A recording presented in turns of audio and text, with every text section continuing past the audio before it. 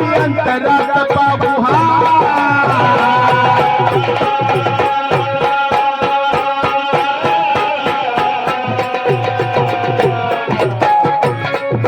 गुरुचरणाची तुला मी संचिता देऊना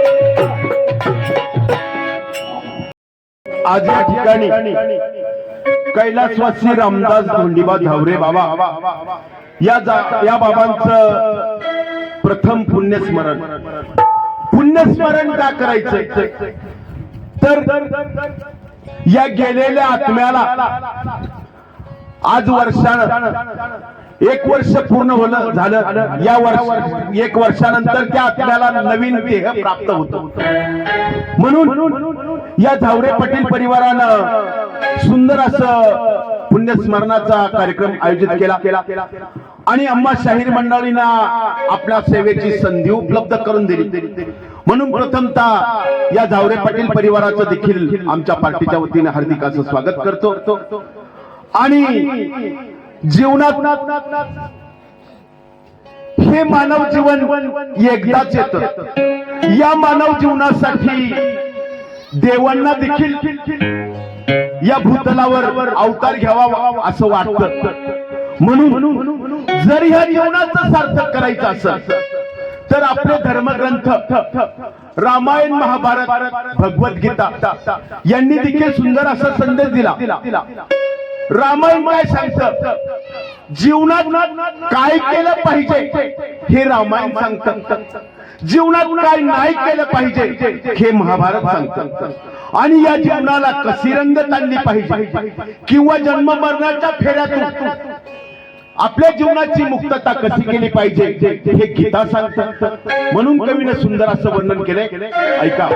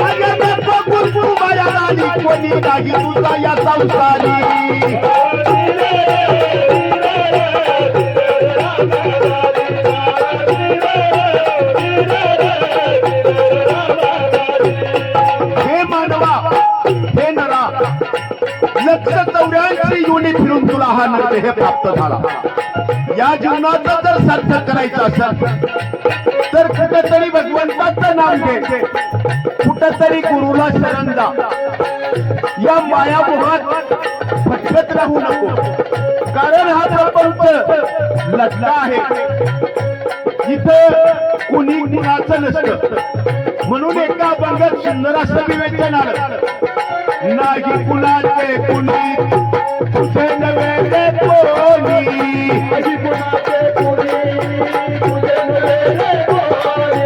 नाही कुणाचे कुणी तुझे नवे रे कोणी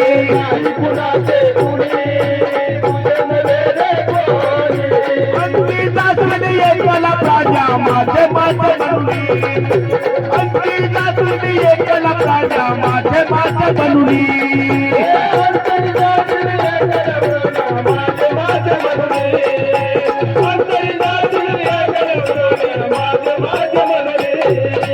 बहीण कुणाची भाऊ कुणाचा कोण कुणाचे सगळे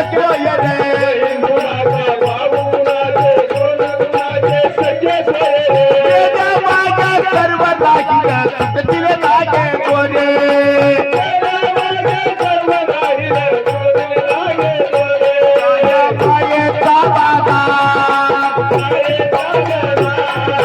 मायेचा बाबा काही कुणाचे कुणी तुझे नव्हे रे कोणी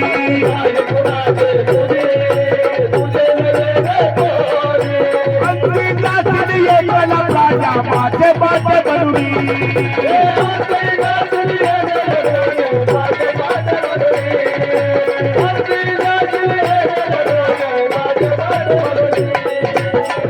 आणि म्हणून या संसार रूपी जीवनात वास्तव्य करत असताना आपण पाहुण्यासारखं राहिले पाहिजे.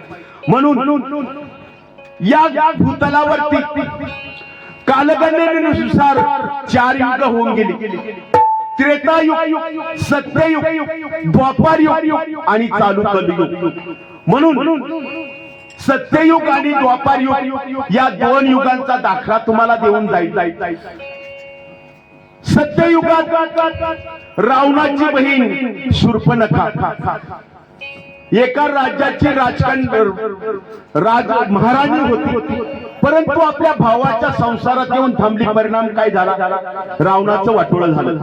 आणि द्वापार युगात हस्तिनापूरचा राजा धृतराष्ट्र याची बहीण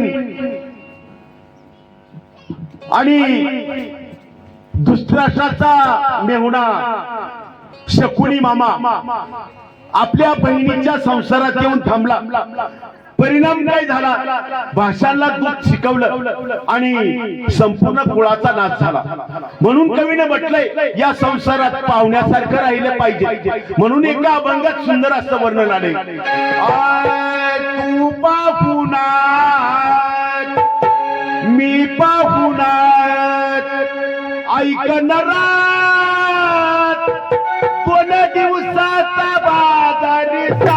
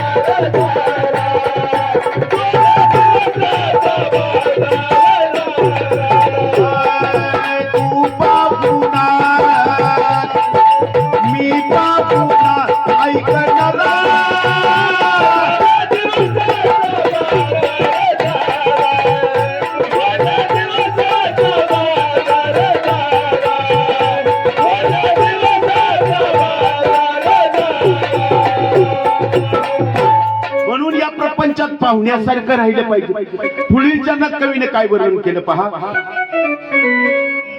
गर्भवासाचं दुःख दारुण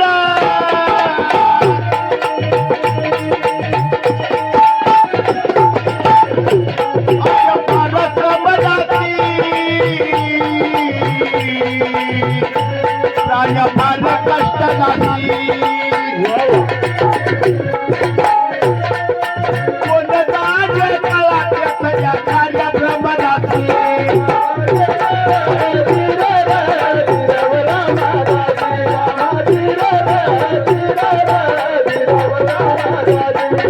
आणि मग हे गर्भवासाचं दुःख अतिशय दारुण.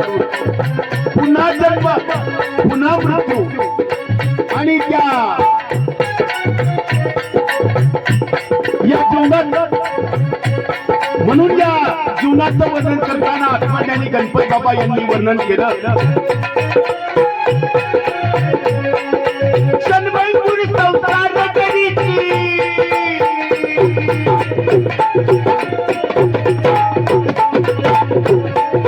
पाया पुरावरती पाया पुरावरती नाम किराणा मूल्य वस्तू परामागत वस्ती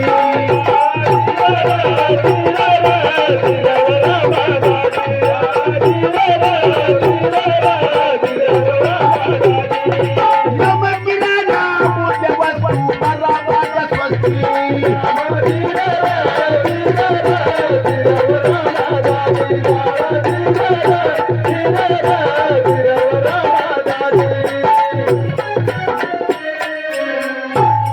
आणि म्हणून जर ह्या जीवनाचं सार्थक करायचं असेल तर कुठेतरी भगवंताचं नाम घेतलं पाहिजे. कारण या जीवनात पुन्हा जन्म आणि पुन्हा मृत्यू हा फेरा जर चुकवायचा असेल तर पुढील जन्मात कवीने काय म्हटलंय बघा. लक्ष चावऱ्याची योगी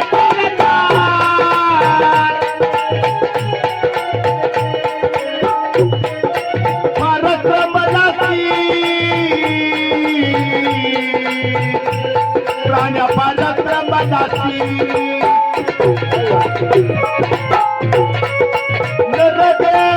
बोध प्राण्या सद पावनासी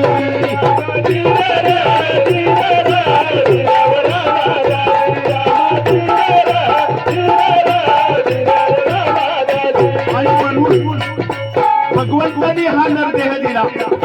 कशासाठी दिला? दिले इंद्रिय हात पाय कान डोळे मुख बोलाया वचन जेणे तू जोडती नारायण नाचे जीवना गौरवोग.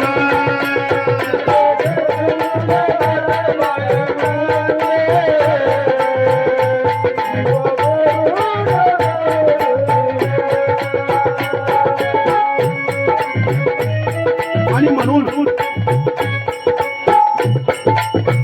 या जीवनाचं सार्थक करायचं असेल तर या जीवनात साधन साधून घेतलं पाहिजे. म्हणून कवीने म्हटलंय साधून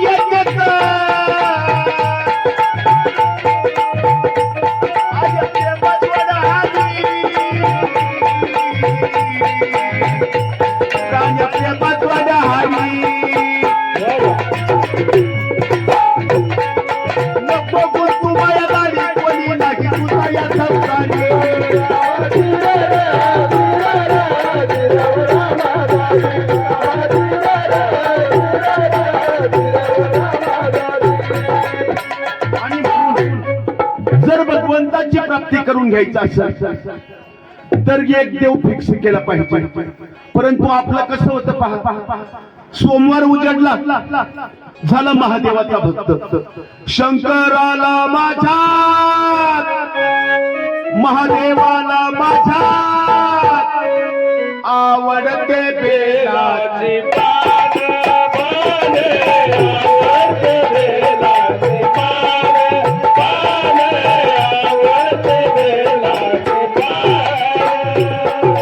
शंकराला माझ्या महादेवाला माझ्या आवडते बेलाचे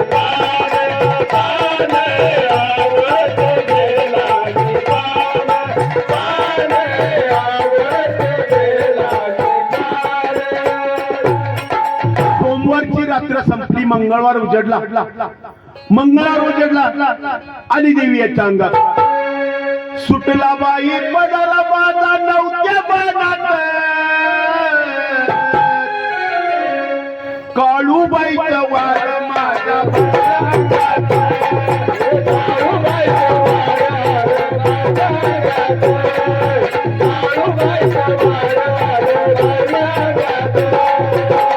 मंगळवारची रात्र संपली. बुधवार उजडला. बोलावा विठ्ठल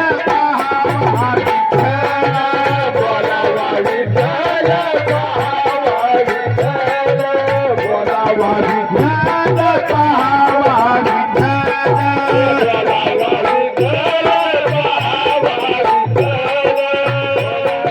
बुधवारची रात्र संपली, गुरुवार उजडला, झाला दत्तात्रयाचा भक्त. रात्रंदिवस देवा तुझी मूर्ती ज्ञानात मन लागेनांत, काल स्वप्नात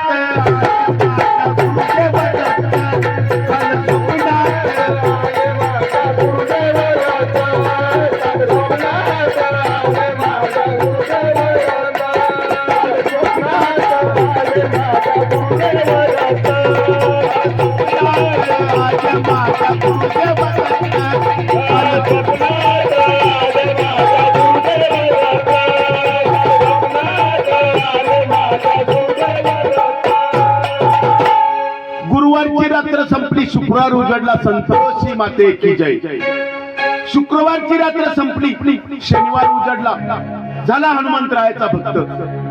महारुद्र अवतार हा सूर्यवंशी, अनाधिनाथ पूर्ण तारावयासी, असा चैत्र पौर्णिमेचा जन्म झाला. नमस्कार माझा दया मारुतीला. शनिवारची रात्र संपली, रविवार उजडला. अहम वाग्या स्वहम वाग्या, प्रेमानगरावारी सावध होई भजनी लागत, देव करा कैवारी मल्हारीची वारी.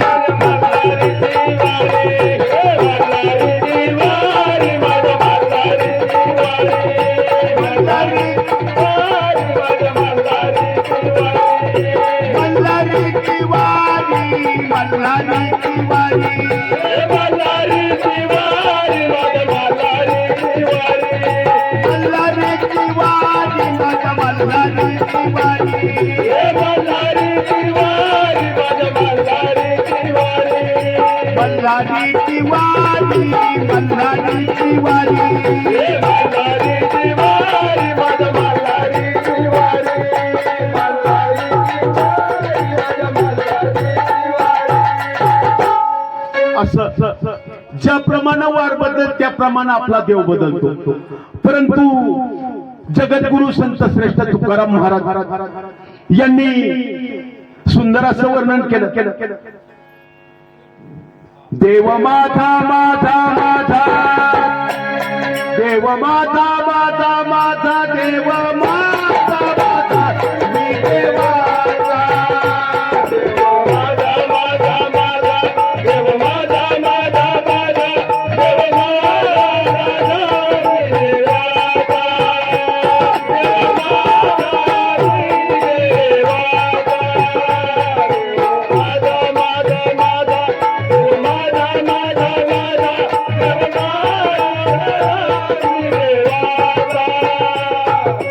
वारकरी संप्रदायाचं देखील तसंच आहे. वारकरी संप्रदायाचा एकच बाप, एकच माय, एकच बंधू आणि एकच बहीण. म्हणून या जीवनाचं सार्थक करण्यासाठी कुठंतरी एक देव फिक्स केला पाहिजे. म्हणून पुढील चरणात कवीने काय म्हटलंय पहा. आणि मानवाच्या जीवनातील तीन अवस्था या कवितेतून वर्णन केल्या. पहिली अवस्था बालपण, दुसरी अवस्था तरुणपण आणि तिसरी अवस्था म्हातारपण. मग ह्या अवस्थेतून जात असताना कवीने काय वर्णन केलं पहा. अवसरने बालपणाची बलिदा,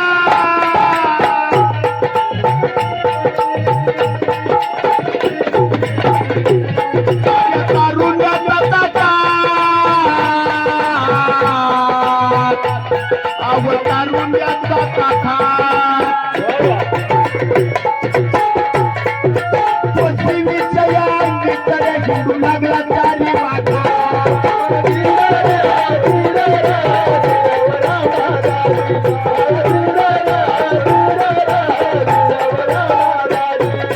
पश्चिमी विषयांकडे हिंडू लागला चारी वाटा.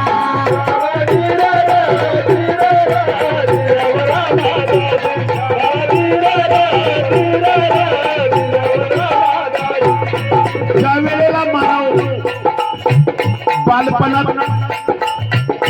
पदार्पण करतो, बालपण हे खेळण्यात जातं. तरुणपणात ज्या वेळेला मानव पदार्पण करतो त्यावेळेला नको नको त्या विषयाच्या आहारी जातो, नको नको ते खातो, नको नको ते पेतो. आणि ज्या वेळेला तरुणपणात प्रवेश करतो त्यावेळेला आई वडिलांचा तिरस्कार करतो. परंतु या जगात माता पित्याच्या सेवेसारखी दुसरी सेवा नाही.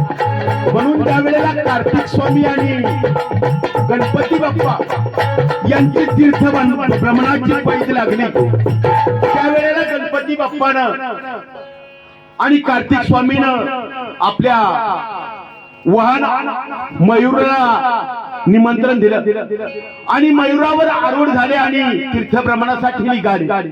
परंतु गणपती बाप्पाने फक्त आपल्या आई वडिलांना प्रदक्षिणा घातली. कारण या जगात आई वडिलांच्या सेवेसारखी दुसरी सेवा नाही. परंतु मग ही आई वडिलांची सेवा कोणी केली? श्रावण बाळाने आई वडिलांची सेवा केली, भक्त पुंडलिकाने आई वडिलांची सेवा केली. म्हणून गात असताना भक्त पुंडलिकाचा छोटासा इतिहास आपल्याला सांगून जाईल. अज्ञानपणात पुंडलिकाकडून आपल्या आई वडिलांची सेवा करायचं राहून गेलं. ज्या वेळेला पुंडलिकाचं लग्न झालं, आता लग्न झालं, आपलं लग्न झाल्यावर ज्याप्रमाणे आपल्या आई वडिलांच्या जीवनात विघ्न येतं ना, त्याप्रमाणे पुंडलिकाच्या आई वडिलांच्या जीवनात देखील विघ्न आलं. तो आपल्या संसारी इतका व्यस्त झाला की आई वडिलांची सेवा करायचं विसरून गेला. परंतु वृद्ध आई वडील यांनी तीर्थाटनाचा आग्रह धरला. आपले वृद्ध आई वडील आणि स्वतःची बायको यांना घेऊन तो काशी यात्रेला निघाला. तो कसा निघाला पहा. आई बापाच्या गळ्याला दोरी, आगोबाईला खांद्यावरी, पुंडलिक काशी यात्रा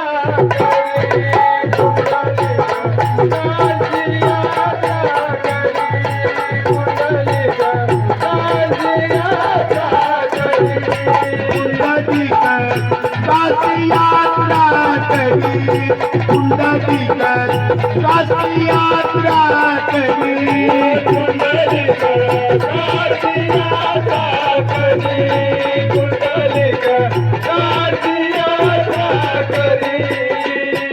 स्वतःचे वृद्ध आई वडील, जन्मदाते आई वडील यांच्या गळ्याला दोरी लावली आणि स्वतःची बायको हिला खांद्यावर घेतला आणि पुंडलिक तीर्थाटनाला निघाला. खंडगोर अशा जंगलातून जात असताना रात्रीच्या मुक्कामी ते रोहिदास कंबार यांच्या घरी गेले. रात्रीचं जेवण वगैरे आटपलं, थकलेले भागलेले होते, निवांत झोपी गेले. भल्या पहाटेला अलाराम वाजला. मावशी, पूर्वीचा अलाराम वेगळा होता, आताचा अलाराम वेगळा आहे. आताचा अलाराम फोन वाजला तर उठला, नाही वाजला तर भरोसा नाही. पण पूर्वीचा अलाराम काय होता? कोंबडा आरवला, त्या आश्रमातील महिला भगिनी जाग्या झाल्या, सुंदर असं सडा संमार्जन झालं. आणि पूर्वी चरितार्थासाठी दळण दळावं लागायचं. सुंदर असं तात्यावरली ओळी चालू झाली. अगं सुंदर माझ्या तात्या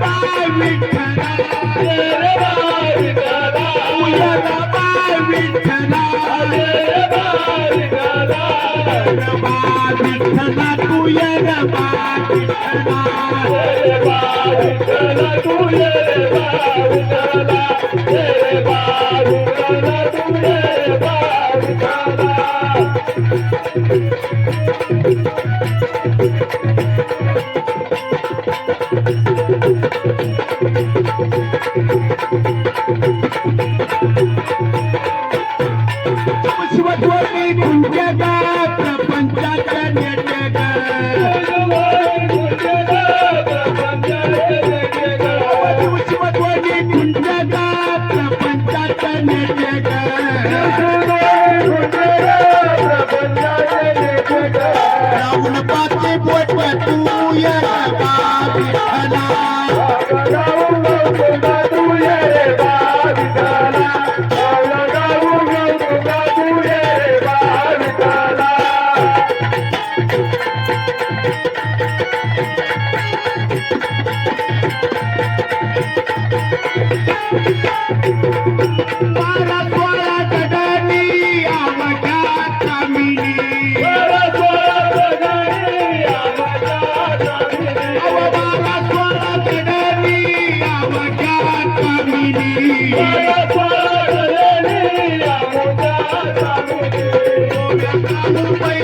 तू या विठ्ठला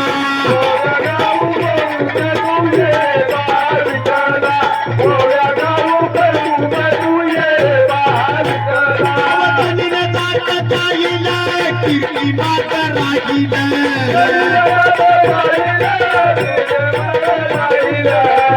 माता राहिल कीर्ती माता राहिल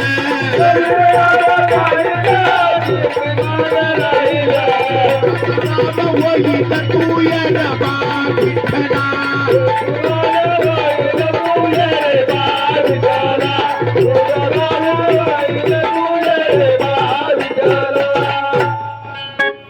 आणि ही सुंदर अशी ओवी ऐकून काका या पुढे या ही सुंदर अशी ओवी ऐकून पुंडलिकाला जागा प्रातसमयी ज्या वेळेला तो स्नान करण्यासाठी नदीवर गेला त्यावेळेला गंगा यमुना आणि सरस्वती या तीन नद्यांचा थोडासा उपदेश आणि पुढे कुकुट स्वामी यांना त्यांनी गुरु करून घेतले आपल्या केलेल्या कार्याचा त्याला पश्चाताप झाला पुन्हा आई वडिलांची सेवा करू लागला आई वडिलांची सेवा कशी केली पहा माता पित्याची सेवा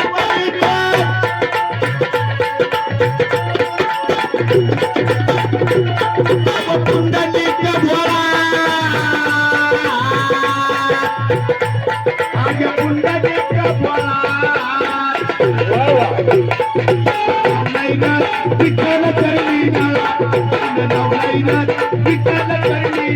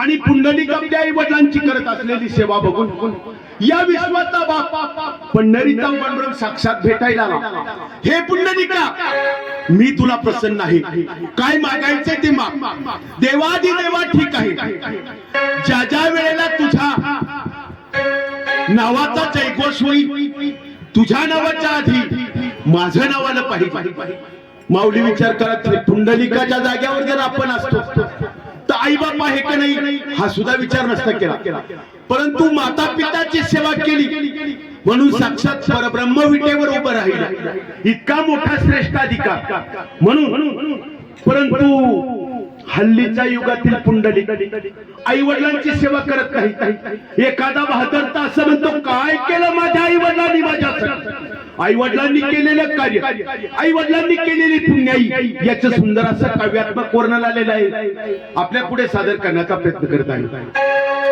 बाप माझा वडील आई माझी फुलं जाई ग सईबाई आई माझी फुलदाई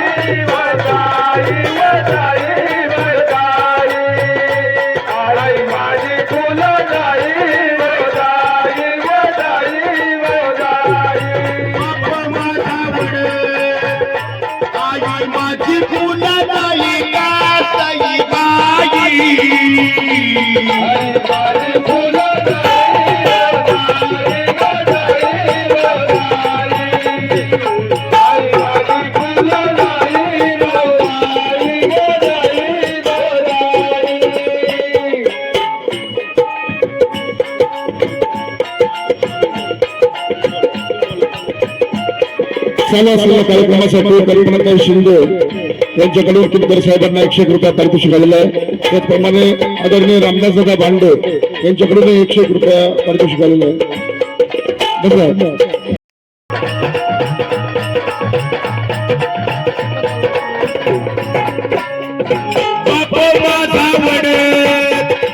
आई माझी फुलदाई गाई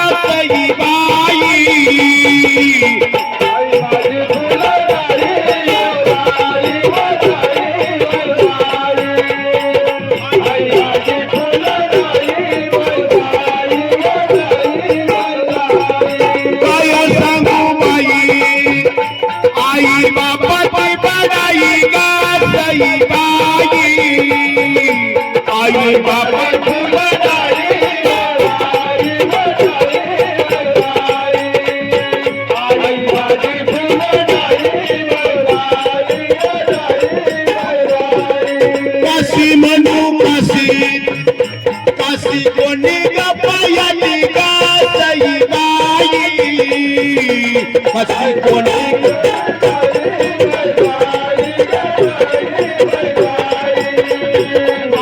कोणी ग पायली पायली पायली पायली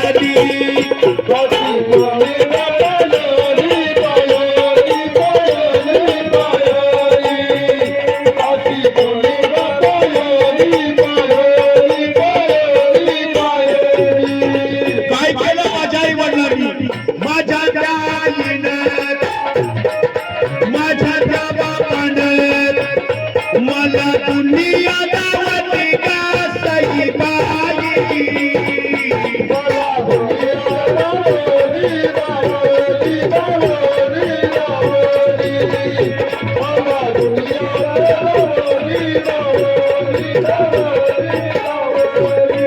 आई म्हणू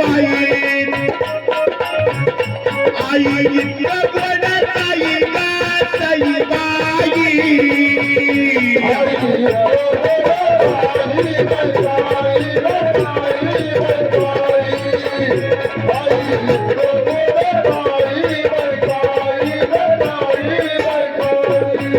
किती गोड आहे आई वडिलांचं प्रेम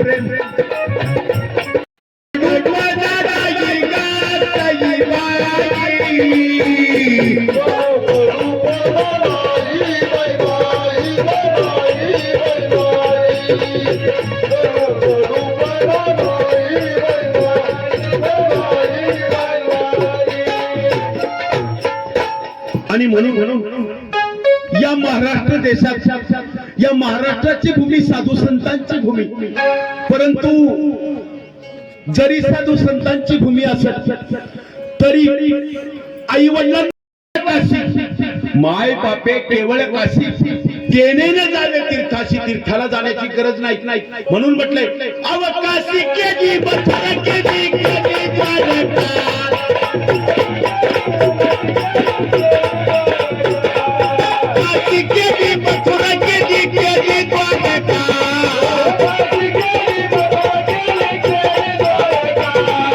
जगत देव नाही आई बापाचा जटा जगत देव नाही आई बापाचा जटा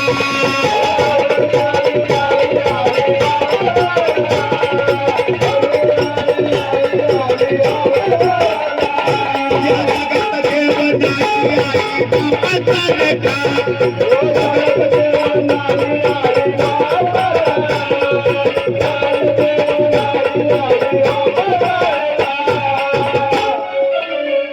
आणि म्हणून आई वडिलांची सेवा केली पाहिजे. परंतु पुढील चरणात कवीने काय म्हटले, ज्या वेळेला तो मानव तरुणपणात प्रवेश करतो त्यावेळेला माया बापाचे काही मानिना,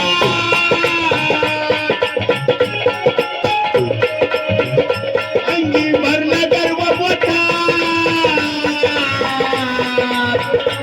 अव भरला गर्व मोठा, आपण जाणत असता बोले सदा उलटा.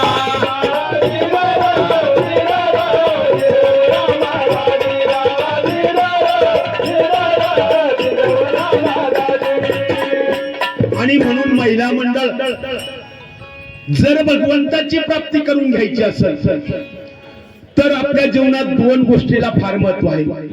पहिली गोष्ट म्हणजे सासर आणि दुसरी गोष्ट म्हणजे माहेर. कशाला म्हणायचं सासर, कशाला म्हणायचं माहेर?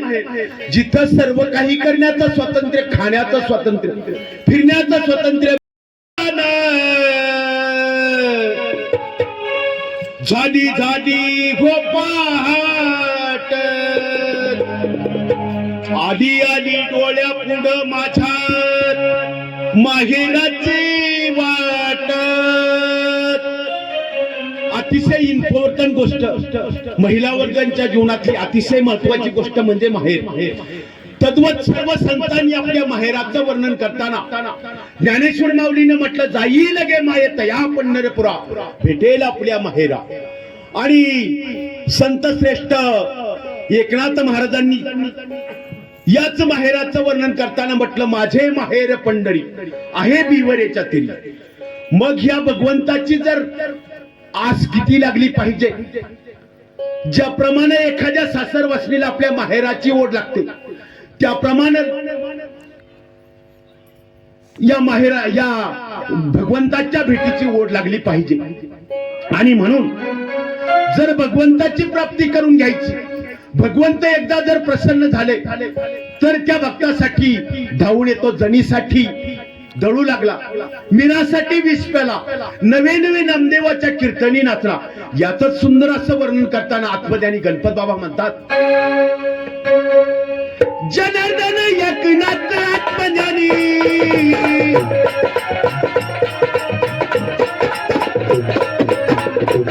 आज बसती हरी हरी का, अव बसती हरी हरी का,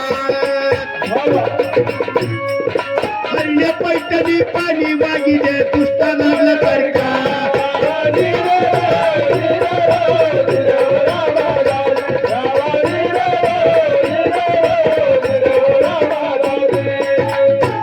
कोण एकनाथ महाराज, कोण एकनाथ महाराज, कोण एकनाथ. संभाजीनगर जिल्ह्यातील देवगिरी नावाच्या किल्ल्यावर त्यांचा जन्म झाला. या जनार्दन स्वामी महाराजांचे 3 शिष्य होऊन गेले. पहिले शिष्य जनी जनार्दन, दुसरे शिष्य रामा जनार्दन आणि 3 नंबरचे शिष्य शांती ब्रह्म एकनाथ महाराज. जनी जनार्दनांची समाधी बीड जिल्ह्याच्या मध्यवर्ती ठिकाणी आहे. 2 नंबरचे शिष्य रामा जनार्दन. कोण रामा जनार्दन? प्रगट गुह्य बोले विश्व ब्रह्माची केले, रामा जनार्दनी चरणी मस्तक ठेविले.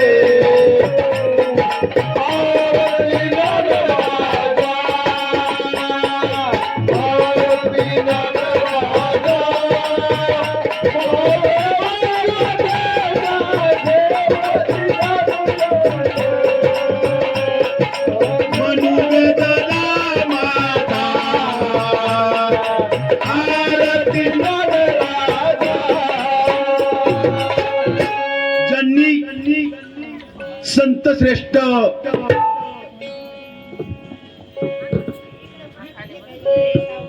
ज्ञानेश्वर माऊलींची आरती लिहिली आणि 3 नंबरचे शिष्य शांती ब्रह्म एकनाथ महाराज. कोण एकनाथ महाराज? एकनाथ महाराजांच्या चरित्राचा अभ्यास करताना आपल्याला त्यांच्या अंगी असलेल्या 3 गुणांची आठवण येते. शांती ब्रह्म एकनाथ महाराज शांत होते, श्रीमंत होते आणि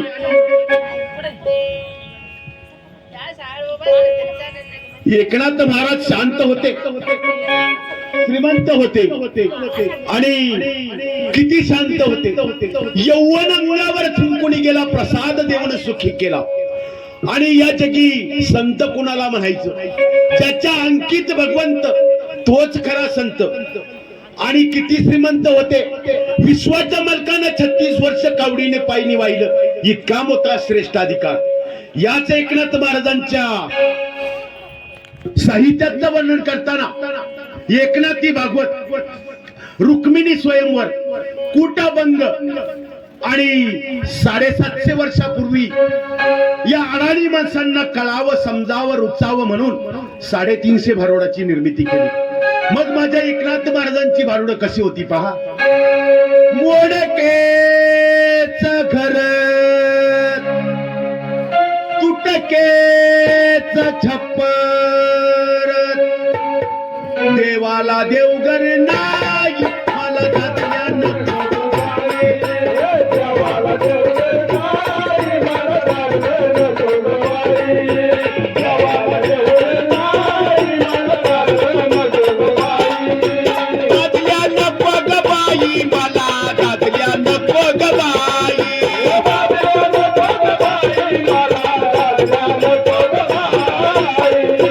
सर्वांना विनंती आहे, टाळी वाजवा. टाळी वाजवण्याची पंचसूत्री आज तुम्हाला सांगून जाईल. पोटापुढे टाळी वाजवा, कोणत्याही प्रकारचा गडबड घोटाळा होणार नाही.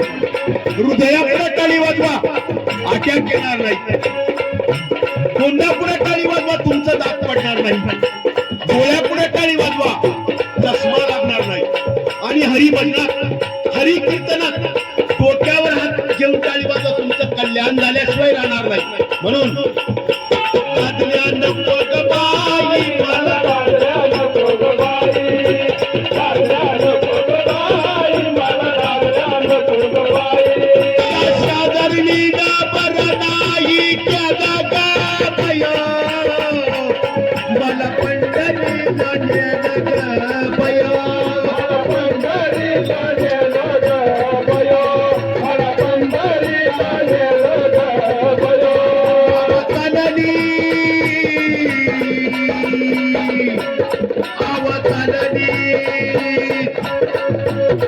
आवतालनी पंढरपुरात वेचीपासून निघाला,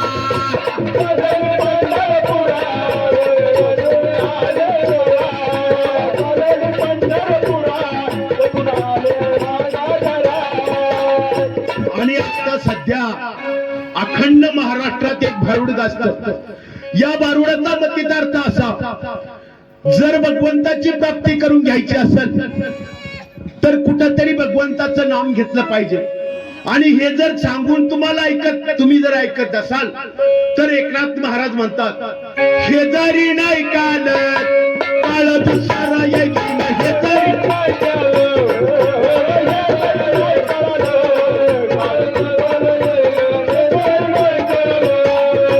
शेजारी नाही काल काळ दुसरा येईल, शेजारी नाही काल.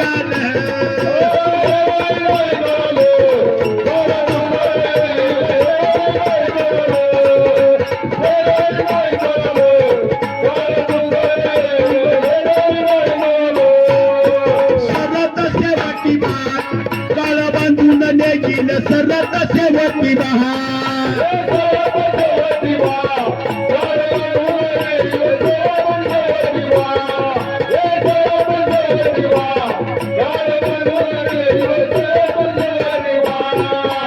एका जनार्दनी आमचं पायबा जाईल,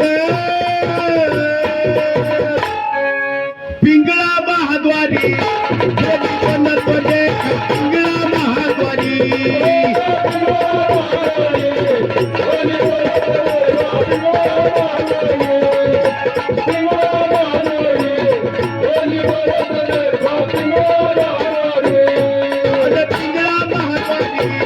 बोली बोलत लेखा पिंगळा महाद्वारी.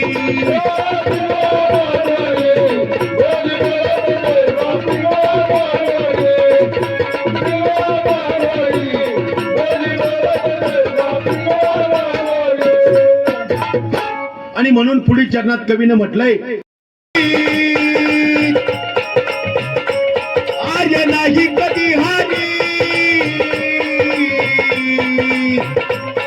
देव नाही कधी हारी नको गुंतू माया गाडी कोणी नाही तुझा या संसारी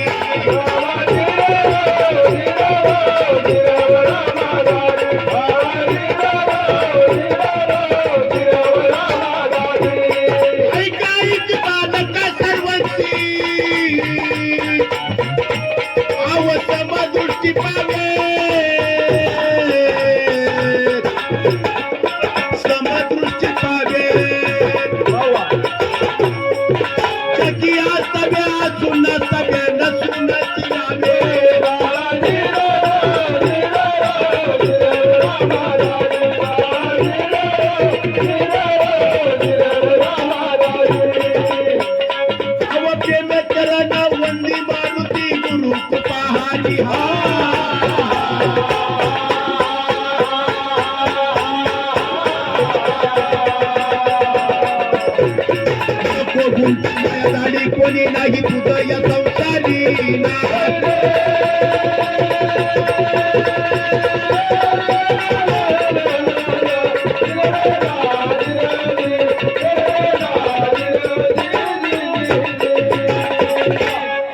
असो आणि म्हणून जाता जाता जर हे जीवन जगत असताना न्यायानं नीतीनं वागलं पाहिजे अन्यायाला कुठेतरी वाचा फुटली पाहिजे आणि गर्वाभिमानानं बोललं नाही पाहिजे म्हणून कवीनं एका काव्यात सुंदर असं वर्णन केलं कसं आहे पहा काव्य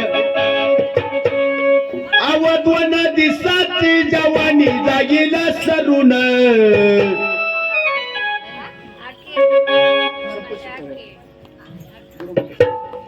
आणि म्हणून चालू कार्यक्रमासाठी जगत असताना तू कोणत्याही प्रकारचा गर्वाभिमान करू नको म्हणून कवीनं म्हटलंय गर्वाभिमान करूच नका सांगून घ्या ज्ञानोबा तुका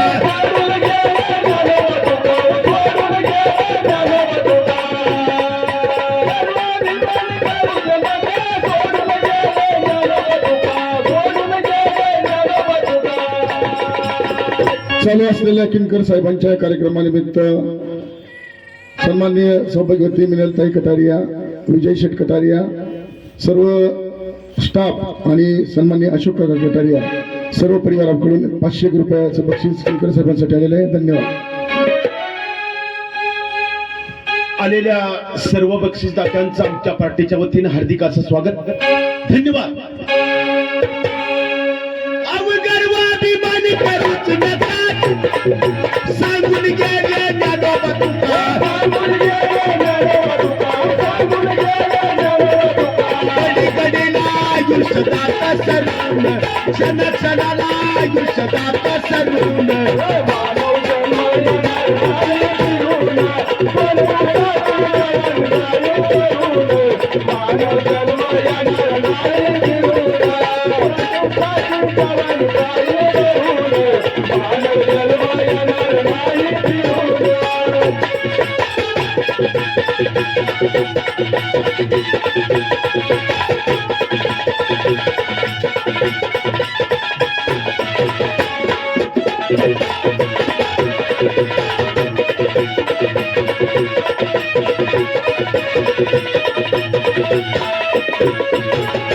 मग हा गर्व कोणी केला पहा लंकेचा राजा रावण 80,000 बायका 1.25 लाख नातू आणि 1.25 लाख पंत बिजू शेट्टी जर इलेक्शनला उभे राहिला असतं तर पडला असता का परंतु गर्वापायी पतन झालं म्हणून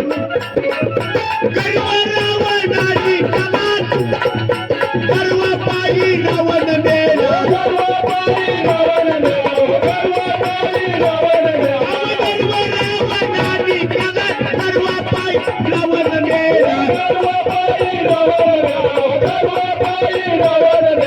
सोन्याची लंकन गेला या तो सोडून सोन्याची लंकन गेला या तो सोडून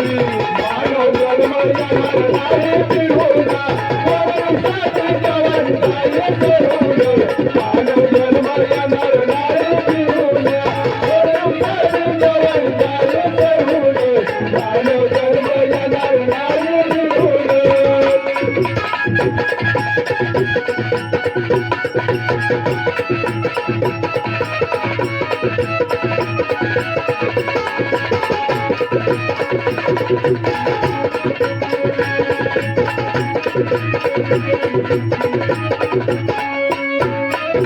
म्हणून हे जीवन जगत असताना न्यायानं नीतीने वागलं पाहिजे.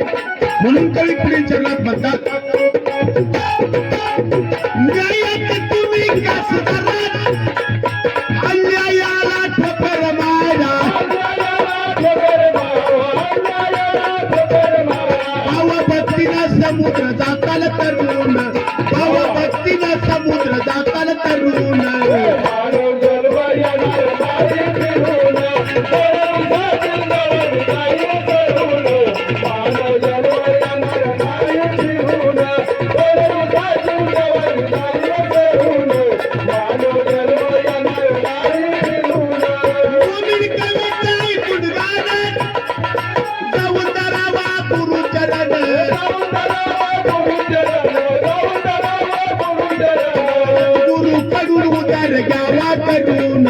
सद्गुरु कडून उदर घ्यावा करून.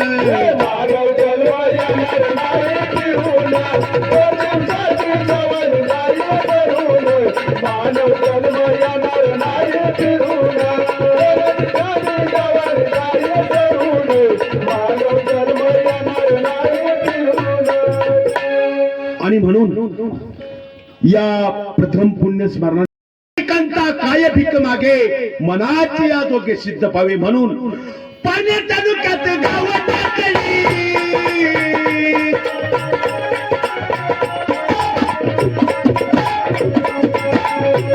या शाहिराचा राजा,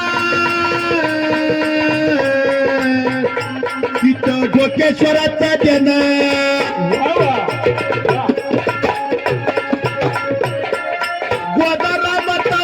शांताराम करी कवन.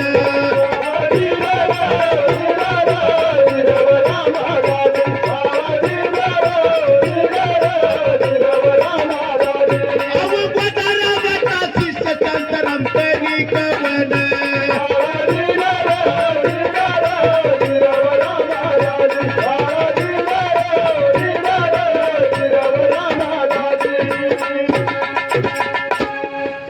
असो धन्यवाद. यानंतर आमचे